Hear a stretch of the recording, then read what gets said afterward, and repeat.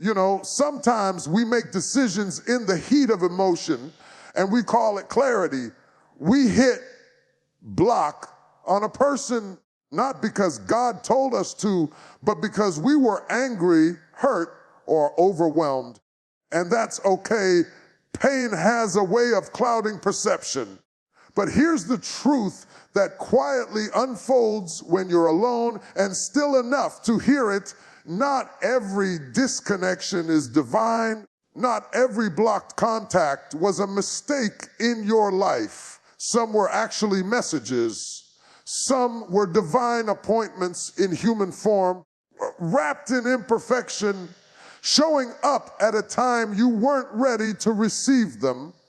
When we think of toxic people, we assume they're the ones we need to cut off to protect our peace. And yes, boundaries are vital, but if you're not careful, you'll build a wall where God only asked for a door. You'll shut someone out completely when God only meant to give you space to breathe and reflect.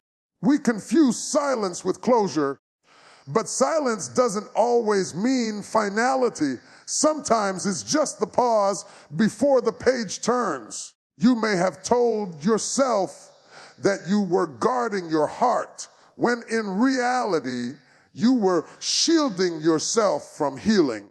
You weren't guarding your peace. You were protecting your pride.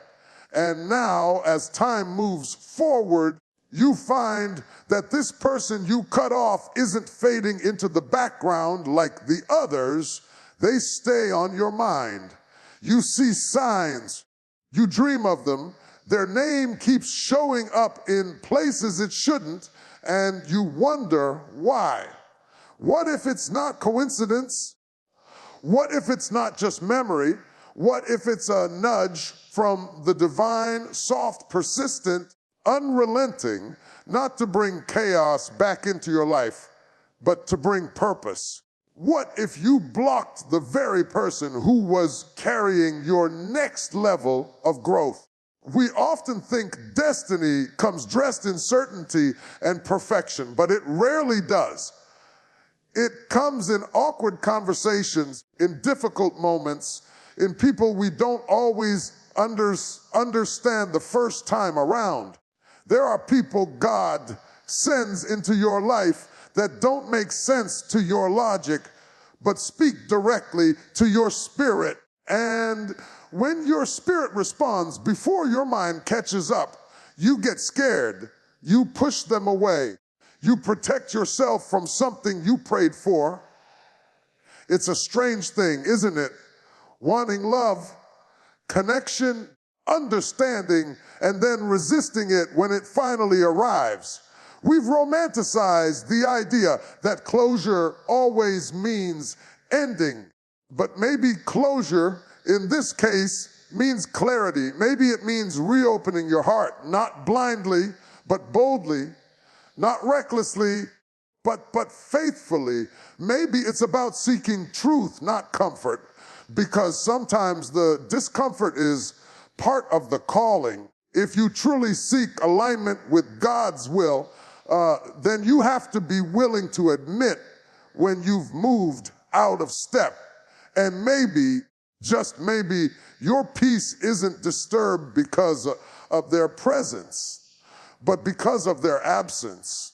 What if peace returns when the connection does? What if the real blockage isn't them, but the barrier you've built around your heart? And if that person has grown, if you've grown, if time has revealed new light where there was once only shadow, then maybe the story isn't over. Maybe it was never supposed to end. Maybe it was just waiting for both of you to stop running from the assignment and start honoring it.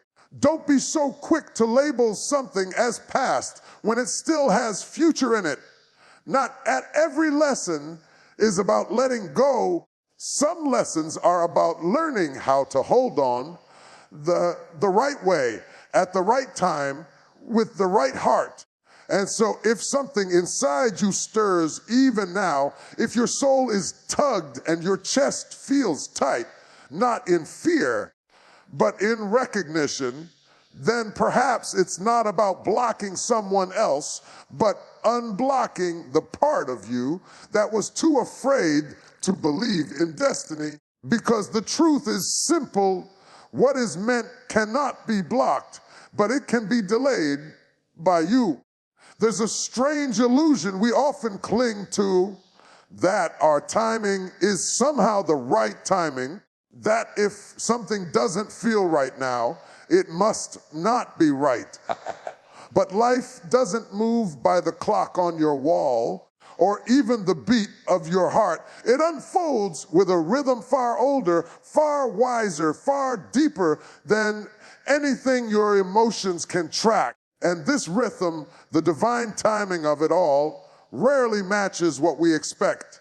You see, it's very easy to block someone when you're in survival mode, when your world feels unstable, your thoughts noisy, your emotions fragile. The idea of connection can feel like a threat. So you shut down, you pull away, you make the executive decision to protect your energy, not realizing that the energy you're shielding yourself from was actually healing in disguise. You mistook discomfort for danger, and when you did, you didn't just close a chapter, you postponed a promise. This is where we often get caught believing that emotional timing is spiritual timing. We think that because it feels wrong in the moment, it is wrong altogether. But emotions are temporary. They change with the weather, the music, the hour of the day. Divine timing, however, is rooted in something eternal. It's not about what you feel ready for. It's about what your life is being aligned for. And sometimes you're not going to feel ready. That doesn't mean you're not prepared. That doesn't mean the moment isn't here. What if the person you blocked was sent to you at the right time, but your heart was still busy rehearsing the wrong story?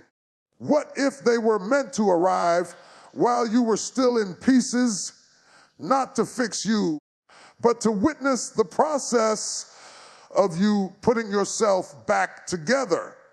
What if their role wasn't to complete you, but to remind you that even broken things can be chosen, even half? Finished souls can be loved.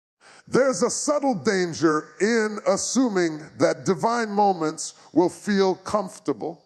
They usually don't. When purpose steps into your life, it rarely asks for permission. It just arrives. And when it does, it often disrupts everything you thought you knew. The walls you built to keep people out begin to shake. The excuses you used to justify isolation start to feel hollow.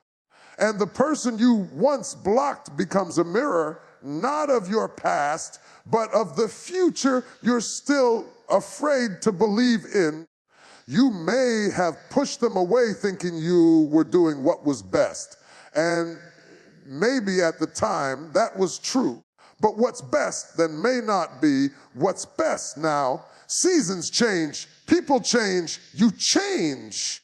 And with that change comes an opportunity, if you're willing to see it, for something deeper, something more whole, something real.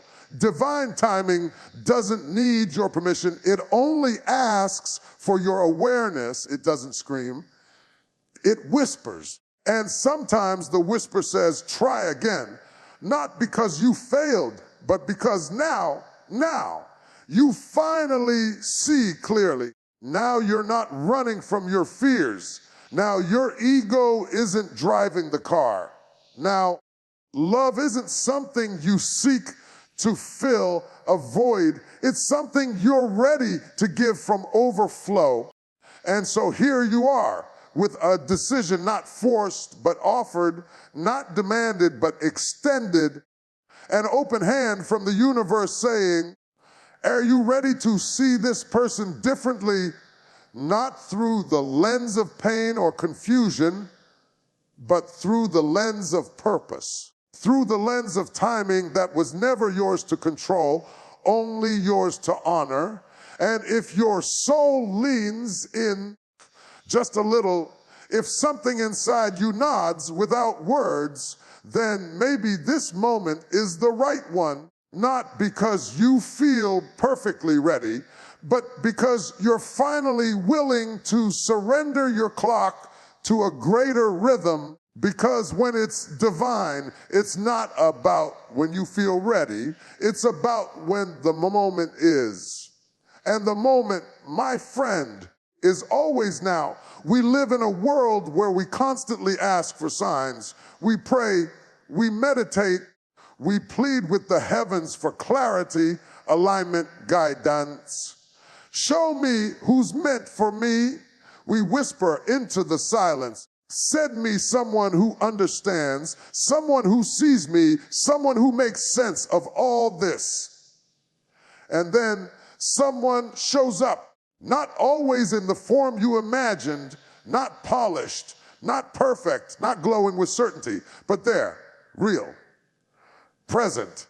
And something in you recognizes them, but here's the catch: you weren't ready to receive them. So you pulled back. Maybe you blocked them.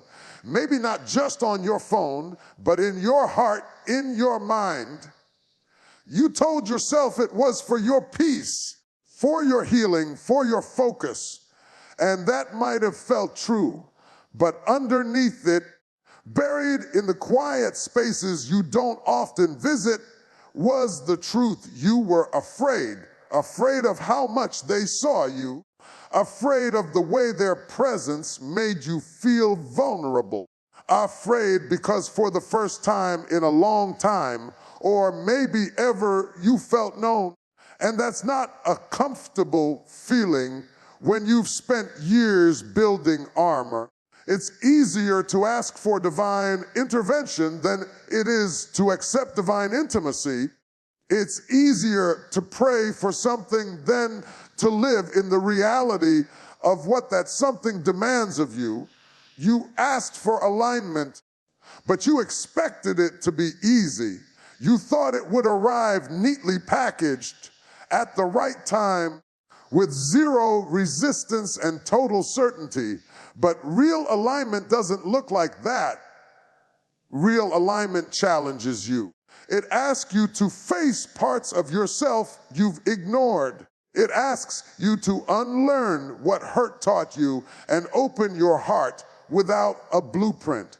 So you block them, and maybe it felt like self-care. But what if it was self-sabotage dressed up in good intentions? What if the person you shut out wasn't a distraction, but the delivery of an answer you once begged the universe for? There's a strange thing that happens when you ask for something, say sacred. It rarely comes in the form you expect. It doesn't always arrive with clarity, comfort, or confidence.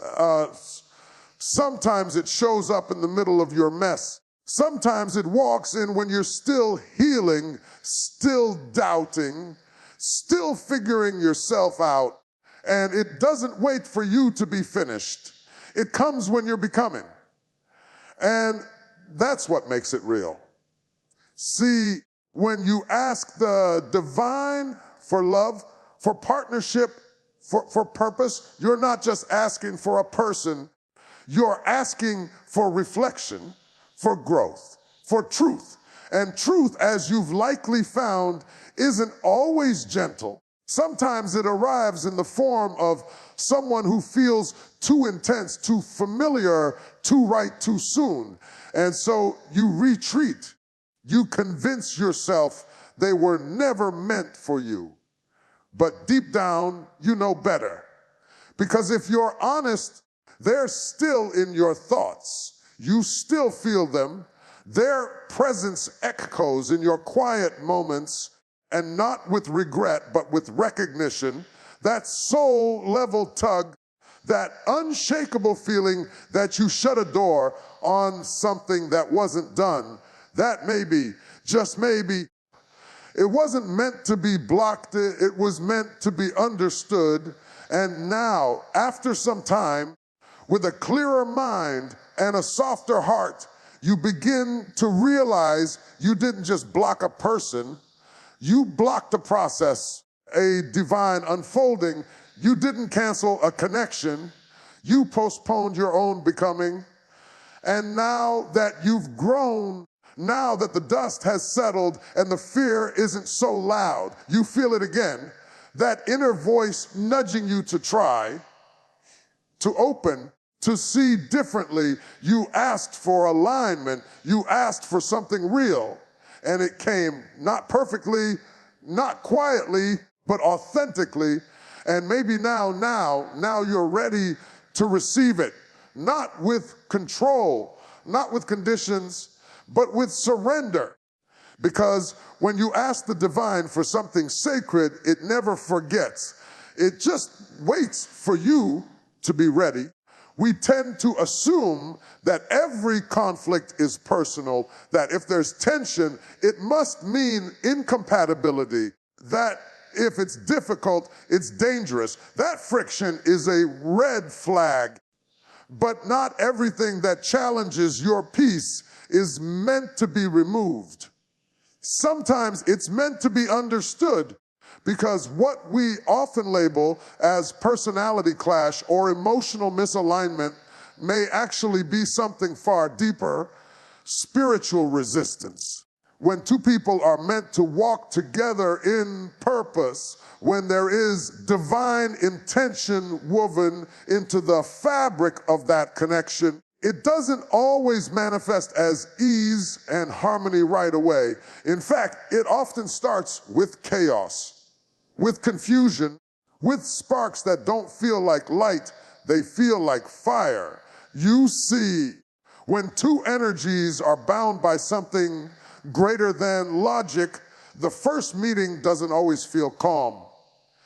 It feels disruptive, not because the connection is wrong, but because it's powerful, and power unsettles what is stagnant. Think about it. When light enters a dark room, it's not silent. It reveals everything: dust, cracks, the forgotten corners, and it's uncomfortable at first. A person can do the same thing. The one who is meant to walk beside you in destiny might not arrive with ease and agreement.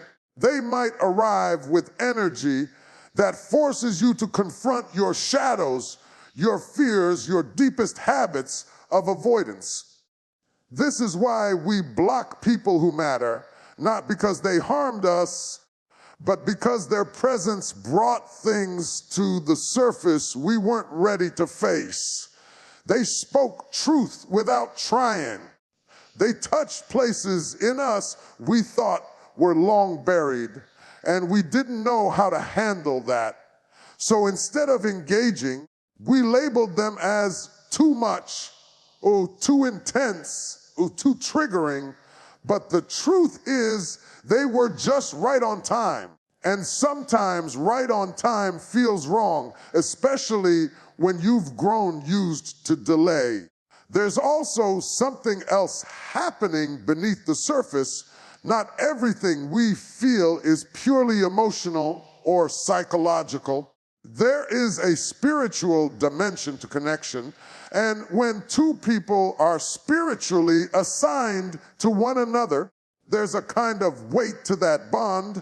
It's not casual, it carries meaning, it awakens destiny, and the moment you begin stepping toward that assignment, resistance shows up, not always from outside, but from within. Resistance that says, this is too hard, this isn't worth it, this can't be love. But if you look closely, that resistance isn't warning, it's warfare, not the kind with weapons, but the kind that happens in silence, in hesitation, in that quiet push to disconnect before things get too deep. Because when you're close to something sacred, fear always tries to interrupt. It's easy to assume that friction means failure, but some of the most meaningful connections in your life will come with tension. Not because they're broken, but because you're both being broken open, shaken from old patterns, invited into transformation, and growth by its nature is uncomfortable.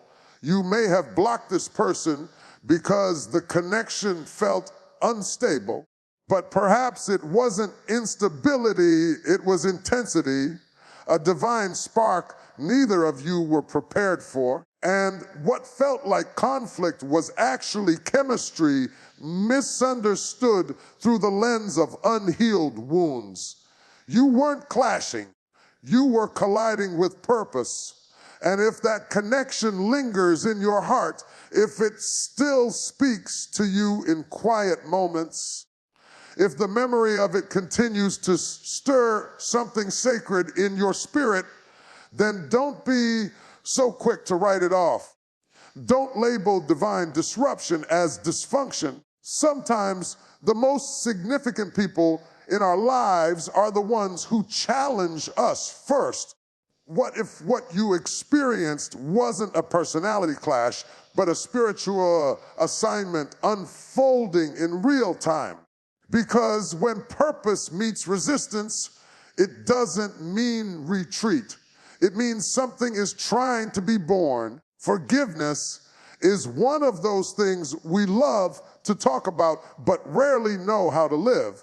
It's beautiful in theory, poetic in sermons, elegant in books, but messy when it becomes personal, because the moment you're asked to forgive someone who hurt you, disappointed you, or simply didn't meet you where you needed them most, it stops being an idea and becomes a choice, a hard one. It's easier to block than to forgive, easier to silence than to soften, easier to close the door and convince yourself it's over than to leave it open long enough to feel everything honestly. We treat forgiveness like it's a reward for good behavior. I'll forgive when they apologize. I'll move on when they finally see what they did.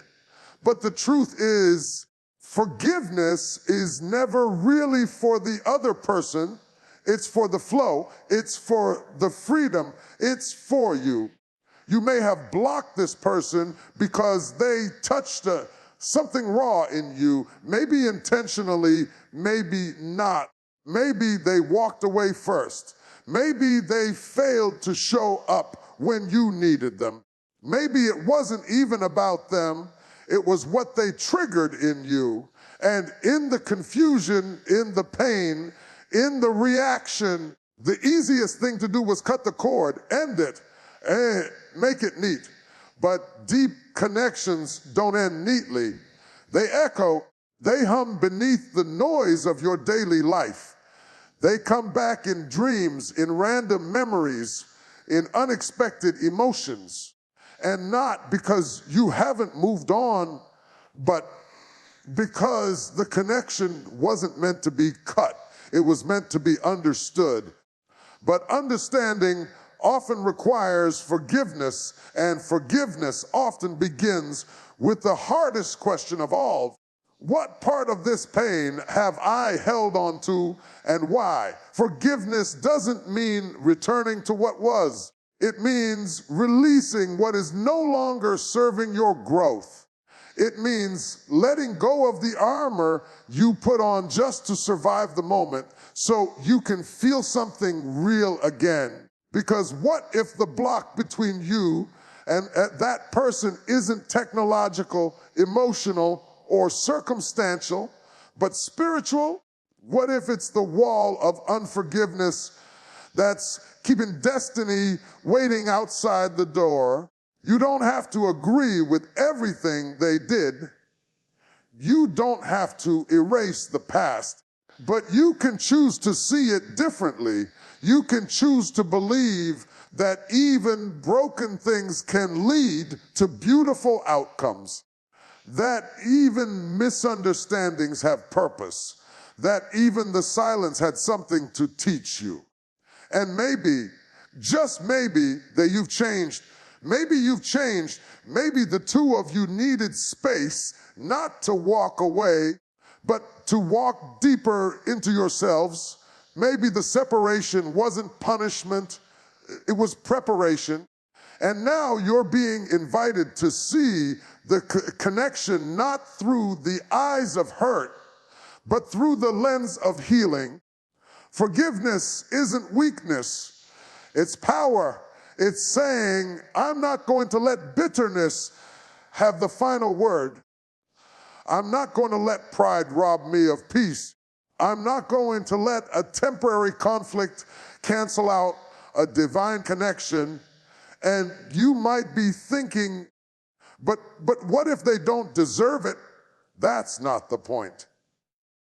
You didn't deserve grace either, and yet here you are, love seen carried. The real question is not about their worthiness. It's about your willingness to open your heart just wide enough to allow light in again. Because until you forgive, nothing can truly flow. Not love, not clarity, not healing. Forgiveness is the bridge. And until you walk across it, you'll always wonder what's waiting on the other side. So perhaps it's time not for grand gestures or dramatic reunions, just a quiet inward yes, a soft surrender, a deep breath that says, I release this, I release them, I make space again, because sometimes the only thing standing between you and the life you were meant to live is the moment you finally forgive. There's a certain kind of connection that refuses to fade, no matter how much time passes, no matter how far you go. It stays with you not as a weight, not as a burden, but as a quiet knowing, a sense that you're not done. That this isn't just someone you cross paths with, it's someone you were called to. And deep down, you can feel the difference. You see, there are relationships built on convenience, chemistry, even shared interests. But then, there are those that carry a weight you can't explain, a sacredness, an echo. It's not always romantic. It's not always easy, but it's always significant. When you meet someone who carries a piece of your calling, when your souls speak a language your minds don't yet understand, you don't just connect, you collide. And from that collision, something divine is sparked, something that neither time nor distance can erase. But life happens, egos flare, misunderstandings pile up, old wounds resurface. And sometimes you walk away thinking it's over. You convince yourself it was just another chapter. You even block them as if removing them from your phone could remove them from your path. But something in your spirit stays open, quietly waiting, not in desperation, but in recognition, because what you felt wasn't random. And no matter how much you try to bury it under logic, schedules, or new distractions, it lingers. That's how you know it wasn't just a connection, it was a calling. And when two people are called together, when their souls were made to walk a certain path, there's no amount of resistance that can truly sever that tie.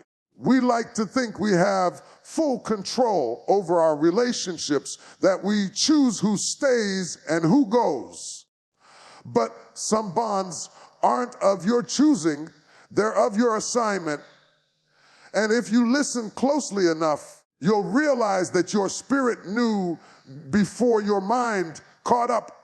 It's the reason why their voice still lives in your memory, why their laughter comes back at strange moments, why your heart feels strangely unsettled without them, even if everything else in your life appears to be in place.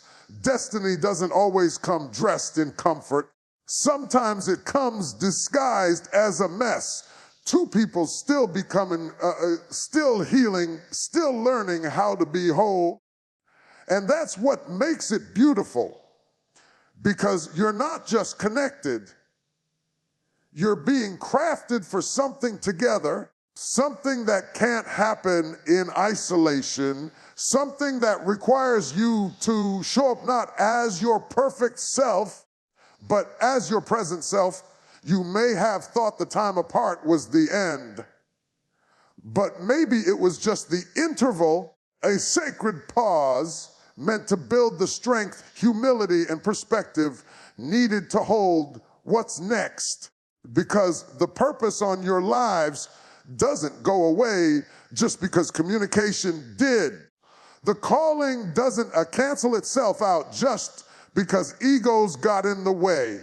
You can try to walk away, but if it's divine, it will wait. And when you're finally ready, it will welcome you without shame. This isn't about going back. It's about coming forward into a new space with new understanding and new grace. And maybe that begins with a message or a moment of stillness, or just a quiet decision in your heart to unblock what fear tried to close. Not every connection is meant to last, but some are meant to live. They're not interruptions to your story. They are your story. And you can spend a lifetime resisting it, or you can finally surrender to what's been calling you all along.